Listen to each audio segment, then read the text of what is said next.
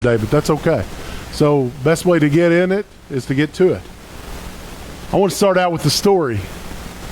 It says many years ago, probably around the 15th century, there was a king in Hungary, and he found himself depressed and unhappy.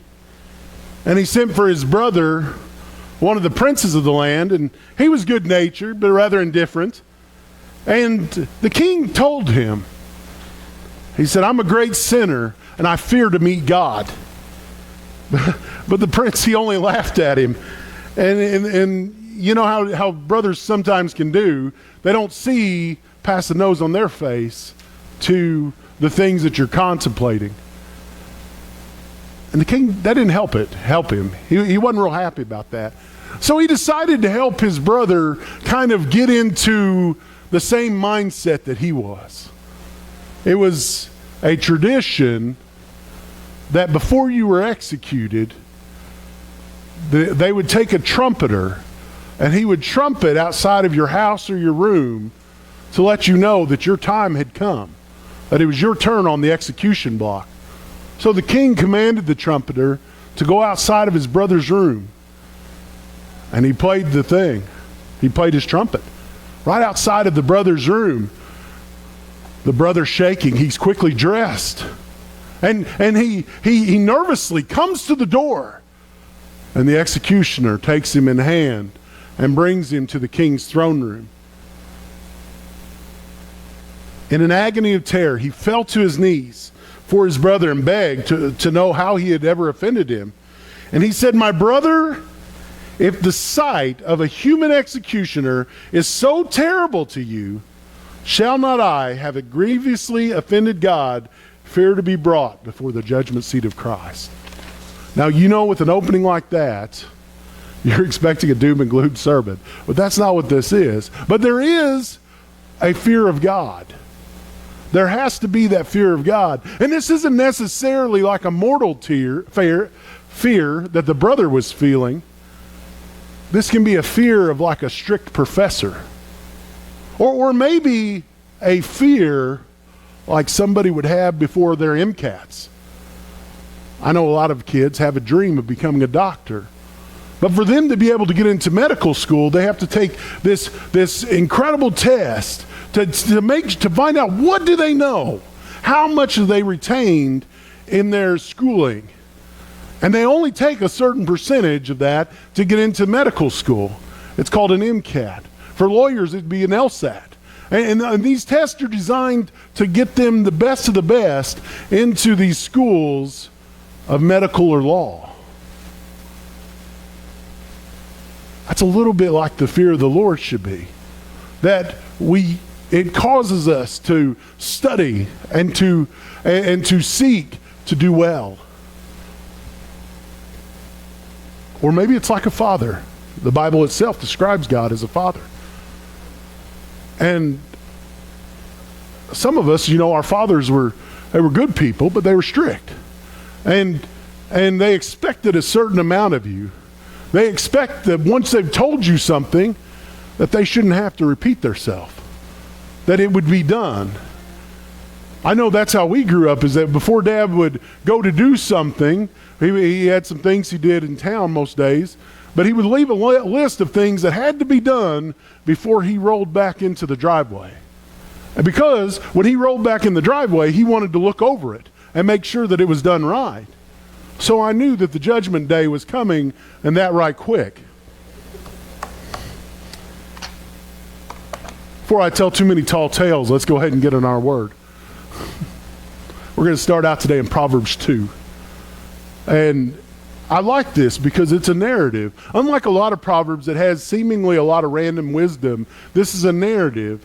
And it's Solomon, the wisest man on earth, telling us how we can get wisdom and what wisdom is. And I was just reading through this and I thought, man, how straightforward this seems. It says, "My child, listen to what I say and treasure my commands." So first thing we have to do, we have to listen. We have to open our ears and hear it and then treasure it. And in other words, to put it down in our heart, to contemplate it. It says, tune your ears to wisdom and concentrate on understanding. That's an interesting word. Tune your ears towards wisdom. Did you know that there's people that tune a piano, and Trey's back there, I see him. Trey tunes a piano. But there's people that tune a piano that they can hear it and know exactly how many turns to turn that and get it back into a real pitch. Now, me and you could probably understand that it's out of tune, but we wouldn't know exactly how many turns that's going to need to put it back right. But a person that has heard that all their life, that has listened for those little things, they can hear that pitch and say, that's 2 turns, I need to bring that down. It's sharp, and it needs 2 turns back. The screw needs 2 turns. That should put it right about right. And then they test it with the machine these days, of course, and they see if it comes out on their machine right. But they can just know by hearing that how much it needs. And concentrate on understanding. To put your whole being into what you're reading, to what you're hearing, to taking in the things that you're listening for. You need to cry out for understanding, or cry out for insight and ask for understanding. Crying out. I remember we were in college, and it was right before finals, and we were all in the library, and this guy, I remember him, he just kind of slammed his fist on the table, and he yelled because he just felt like he wasn't going to get it. And it was almost like a movie, but watching it, because I didn't know that people did that in real life, but he so wanted to pass this class, but it wasn't sinking in. And he wanted to cry out. He was crying out for that insight and asked for understanding. Why is that such a hard thing for us to ask for understanding? Have you ever been scared to ask somebody what they mean by something? Because maybe they'll snap at you. But the Bible says that's wise, to ask so that you understand. And a good relationship between people is when you ask and they can explain it to where you understand it, so that you never have to ask again. See, sometimes I'd need to ask about things, but my dad, being a little bit impatient, he didn't know how to explain it to where I could understand in the nature that I needed to understand it. We have to be both. If we're depending on which side of this we're on, we have to realize that people are on a journey, or we have to understand that we're on a journey, and we need people to be tolerant of what we have to ask. Now, this is the verse I wanted to get to, because I like this. This verse sums up. It says, "Search for them as you would for silver. Seek them like hidden treasures." You know, you don't just take a pick, strike the ground, and find silver. It's not like Minecraft or any of those other games like you see it. Or like Indiana Jones, who just happens to go down in the tomb or the tunnels of the mine, and they've already dug out the thing, and he just goes in and takes it. It's not like that. And it says you have to search for it as you would silver. And in other words, you're going to have to work a little bit to get this. And then it says, like a hidden treasure, you need to look for it. It may take a little bit to find this. You can't just go down here to the store, pay 99 cents and get you some wisdom. Do you get that? It's costly. In other places in here, it says it may cost you everything to get wisdom. It may take a while for you to get wisdom. Brian's back there, and he's probably wondering what the next slide's going to be about, because I have two very big men on these slides. Go ahead, Brian. Do you see this? Most of you probably know who this is. This is Arnold Schwarzenegger, and what's the movie? Does anybody know? Conan the Barbarian. Do you want to know something? Many of us watch this, many guys. I don't know about women. I don't know what you women think, or, there's certain women you look at and say, man, I'd like to look like that. But many of us men watched this and wanted to look like Arnold Schwarzenegger. And we get a little older, and you know what we find out? This is 5 hours of work every day.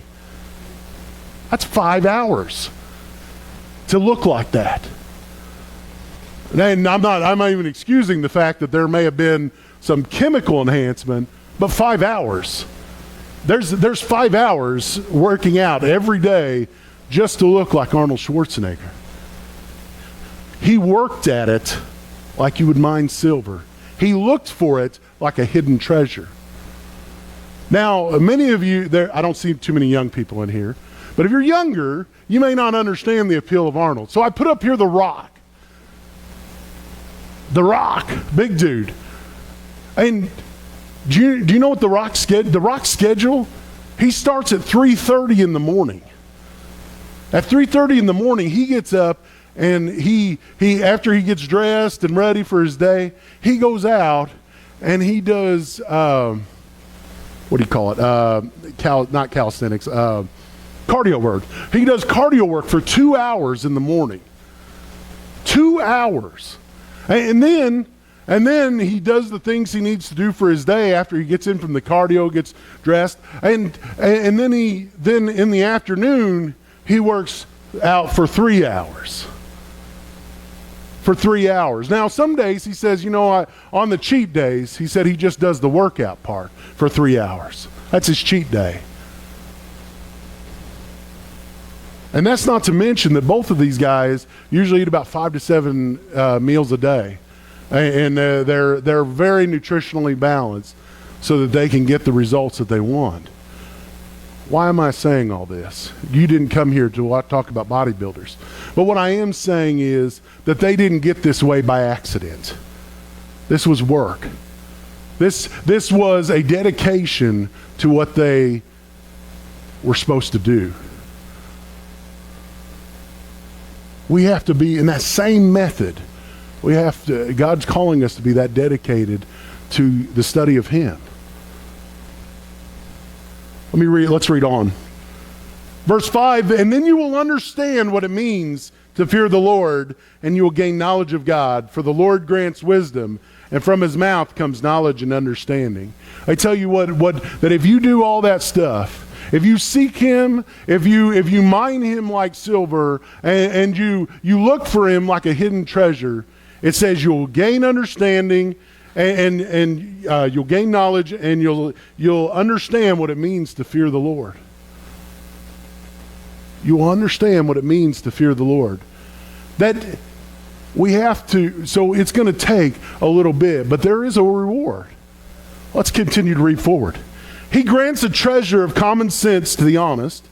He is a shield to those who walk with integrity, and He guards the paths of the just and protects those who are faithful to Him.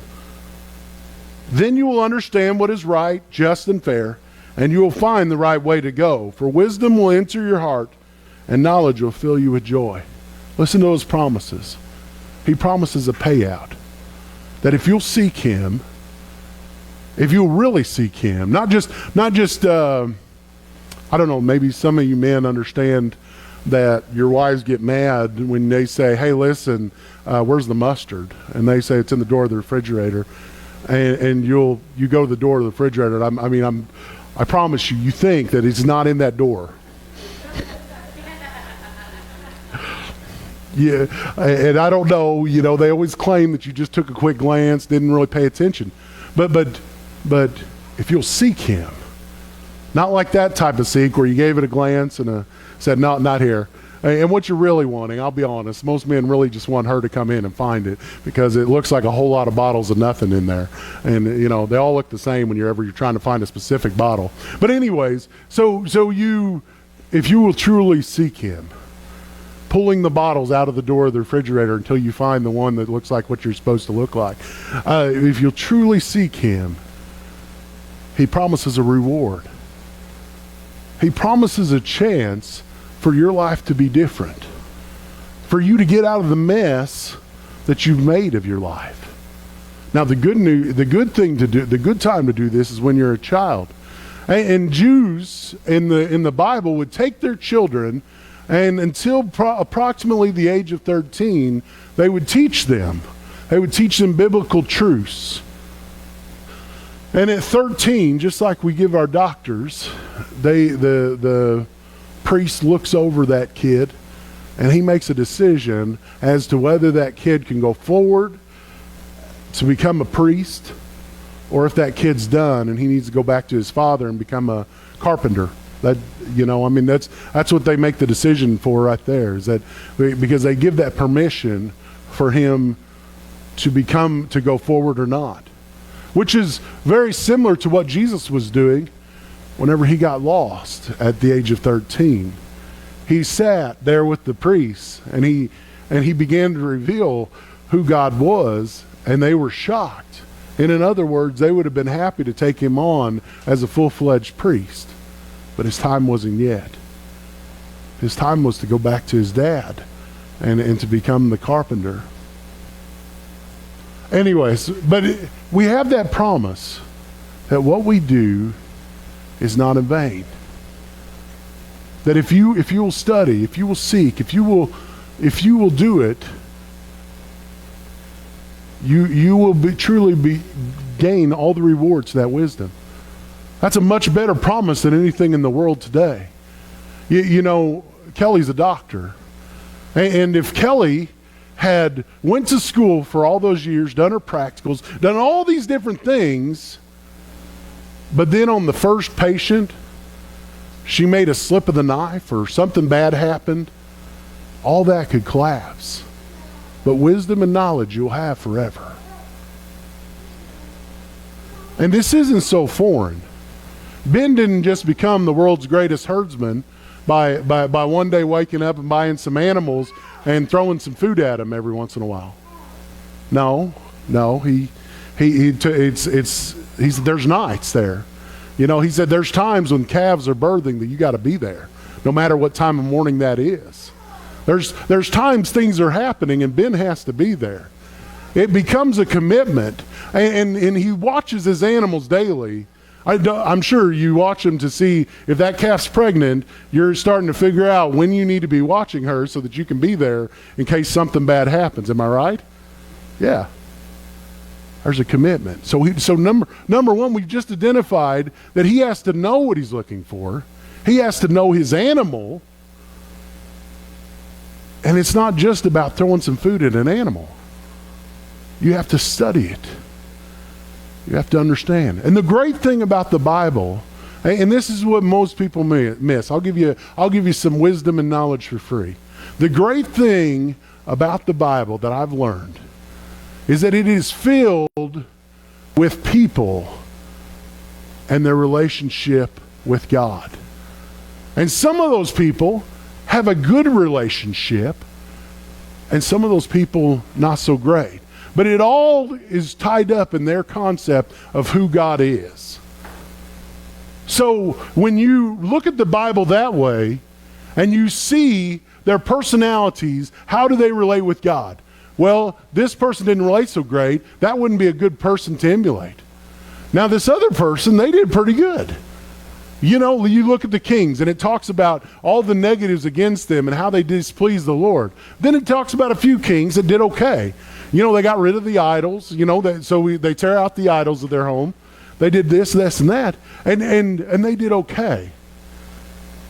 But the whole thing is character studies on how people relate to God, and that's why it's cause for us to look at it, to study it, to understand it. Is because we want to see what pleases God and what doesn't. Because what Solomon says is that's the only way to have a good life. Proverbs 2:1-11 is probably one of the best promises that we can have. It says, wise choices will watch over you, and understanding will keep you safe. You want to have a good life. It starts by coming in. It starts for fearing the Lord and developing the understanding that He's given you. It's the only way that you can live at peace. We were designed that way. That's why we are like this, is because we are designed to be able to be in communication and to love God, but also to respect him and to fear him. And I know this because you know what?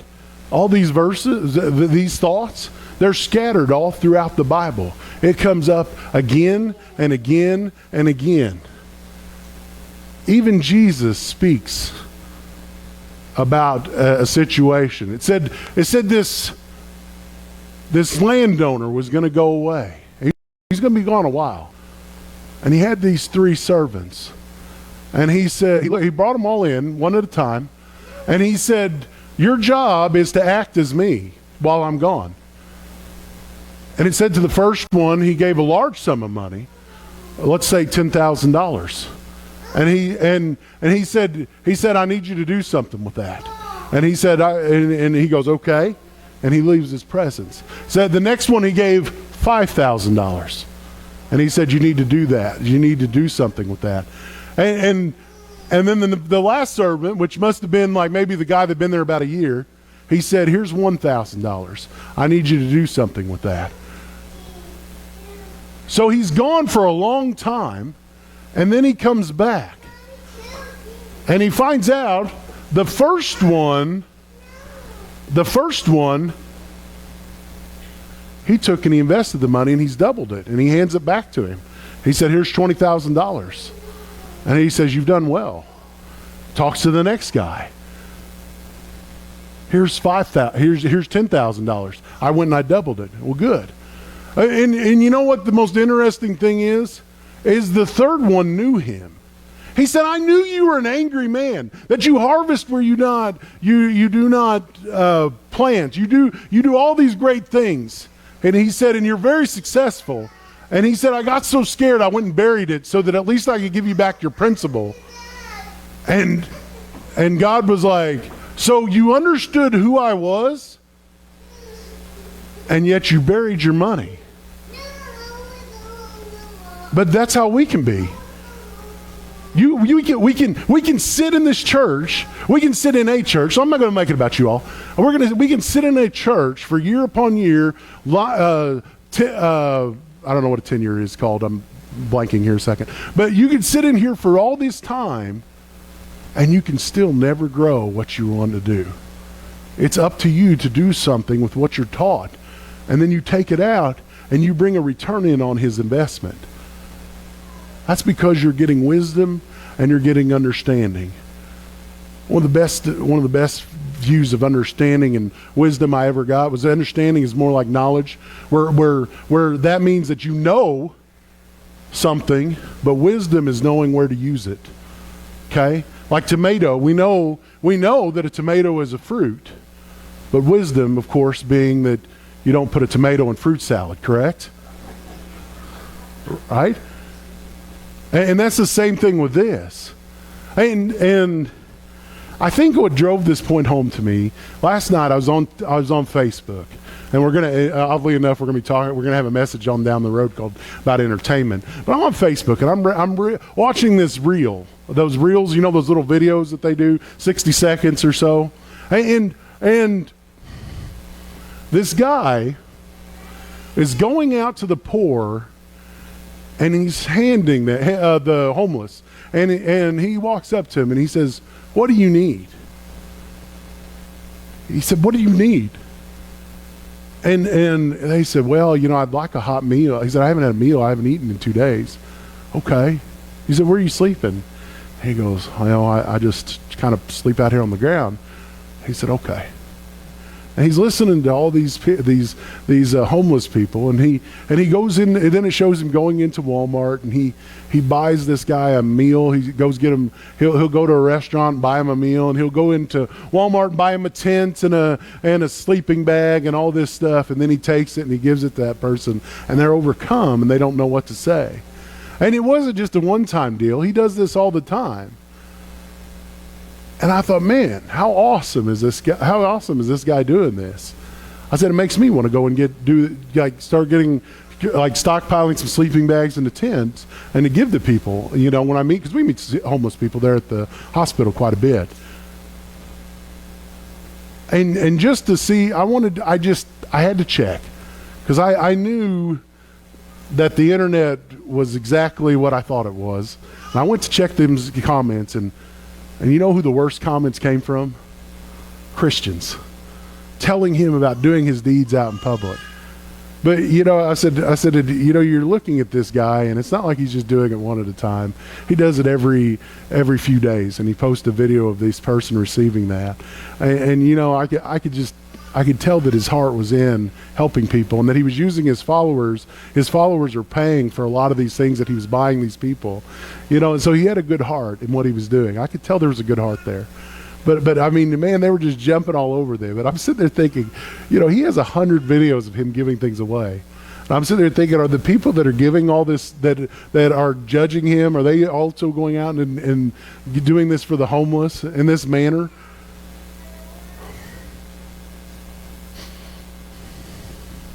Wisdom, understanding. We need the understanding. We need the knowledge. But we need wisdom to know what to do with that knowledge.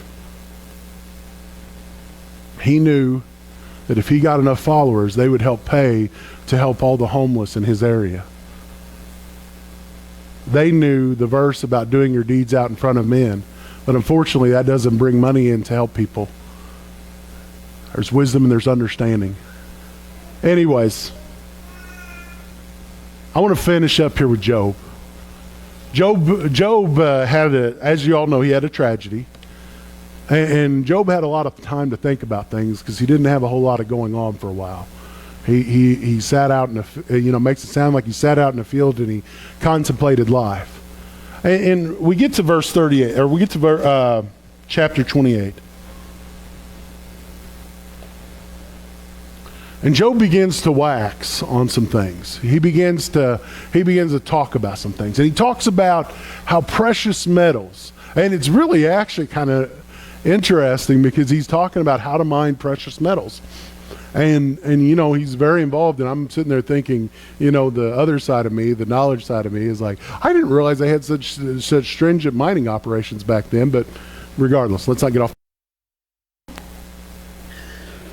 He gets to this, and his whole goal of talking about mining precious things is this. He said, we can look for all these things under the ground, and yet somehow wisdom eludes us.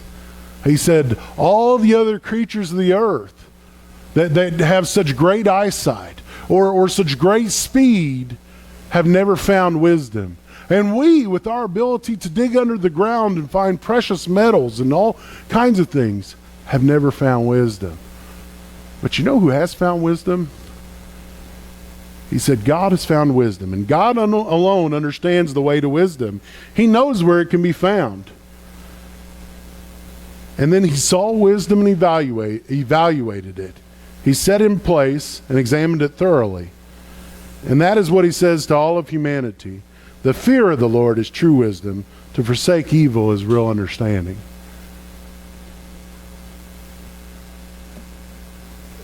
I called this message the fear of the Lord. And it means a holy reverence.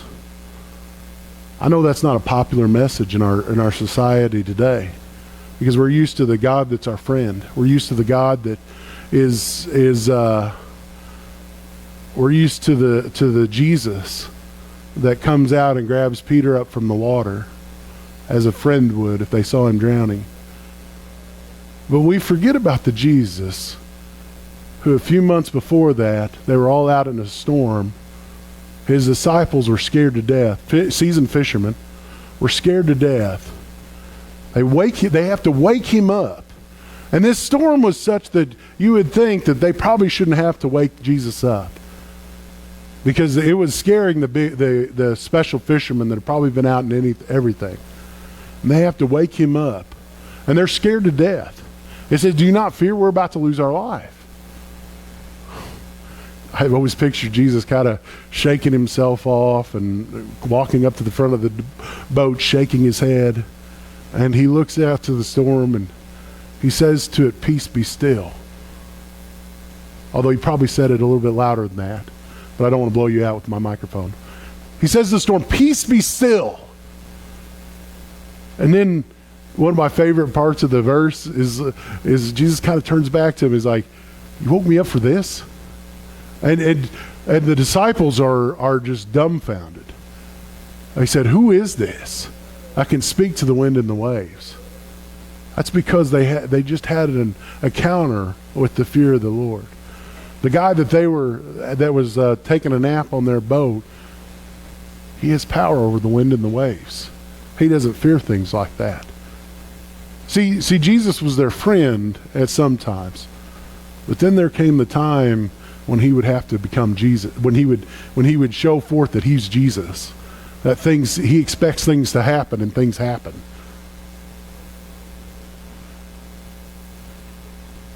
I'll leave you with this. In the book, The Lion, the Witch, and the Wardrobe, the children are getting ready to meet the God figure in that called Aslan. And the little girl's worried. And she said, wait, he's a lion? And she goes, well, is it a tame lion?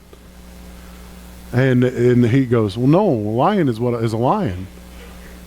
And the little beaver reassures her, the lion is a lion. He said, but he's a good lion. God's nature is not ours. And he deserves to be respected, lifted up above all things, and understood. But his fatherly nature draws him close to us. It's one of the great paradoxes of the Bible. He can be so deep, and yet he can be so close. I'm going to let them come up and sing.